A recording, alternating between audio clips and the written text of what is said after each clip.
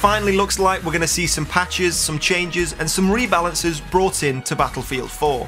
Yesterday on Demise's Twitter, or Alan Kurtz, one of the lead producers and developers of Battlefield 4, he explained he is back from vacation and ready to make some changes. Now, whilst we haven't had any official patch notes yet, taking a look at Alan's Twitter feed tells us pretty quickly that we can expect to see some serious rebalancing of weapons and vehicles coming in the next few days. Now, in one of his first tweets, he explained his team have been busy working away, balancing some key issues in the game, including DMR rifles, V40 mini grenades, and RGO impact grenades. Now, of course, DMRs are a massive topic of discussion when it comes to rebalancing. A lot of players do say they're practically useless at the moment and refer to them as the assist rifle, because sometimes you can hit a player once, twice, even 3 times without getting the kill and just get served the assist. So the main thing with these weapons is trying to make them more useful on the battlefield. That's the main issue that needs to be rebalanced. Now, of course, the other main key issue is we don't want them to become too powerful and then surpass the bolt action weapons. Now, at the moment, most DMRs have a damage model of about 43, and that drops off to a 30 damage, but only after 15 meters. So if you're using a DMR, normally you're shooting at targets more than 15 meters away. So that damage model starts to drop off very quickly. So at the moment, they do seem slightly underpowered, but we want to make them more powerful, but not, as I said, overpass the bolt actions. There's a fine line between being more powerful and then being overpowered, because of course, if they become too powerful, why would you take a bolt action weapon when you have a semi-automatic sniper? You can spam bullets downrange and kill your target every time. So it is quite a difficult one to do, so it will be very interesting to see how the team rebalance these weapons to make them more useful. Now, taking a look at the V40 grenades, of course, these are the mini grenades that you can throw much further, and you can carry 3. So at the moment, they are spammed quite a lot on maps like Operation Locker.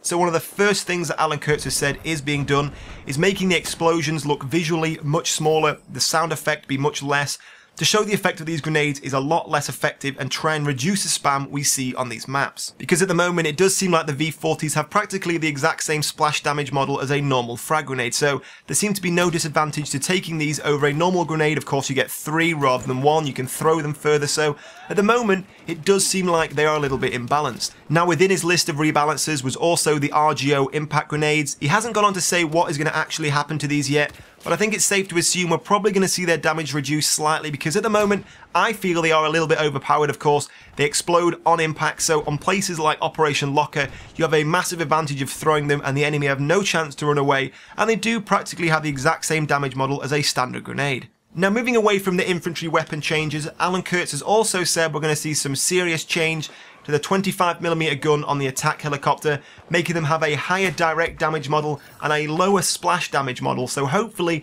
this should make them more powerful against vehicles and a little less powerful against infantry. Now, as well as this, they're not only going to get a higher rate of fire with the rockets, but the Zuni rockets are also going to get a higher direct damage model. Now, moving back down to ground level, we're also going to see some changes to the mobile anti-air. Now, at the moment, they have a 6 missile battery, and this is going to be reduced down to only a 4 missile battery. So at the moment, it does look like the mobile anti-air is going to be taking a nerf. Now, of course, these are just some of the notes we've heard from Alan Kurtz's Twitter page. We've had no official patch notes yet, but it is just great to see the development team working on the game again, talking to the consumer, asking which changes we'd like to see implemented next. Of course, there are still some major issues to be worked on with the bugs and the netcode, but I'd love to hear from you guys in the comments below. Which other weapons and items and vehicles maybe you think need looking at again, maybe rebalancing and tweaking? Leave all that in the comments below. And if you did enjoy this news video, keeping you guys up to date with all the latest Battlefield 4 news, don't forget to support the video with a like. But in the meantime, guys, thank you for watching, and I will see you soon.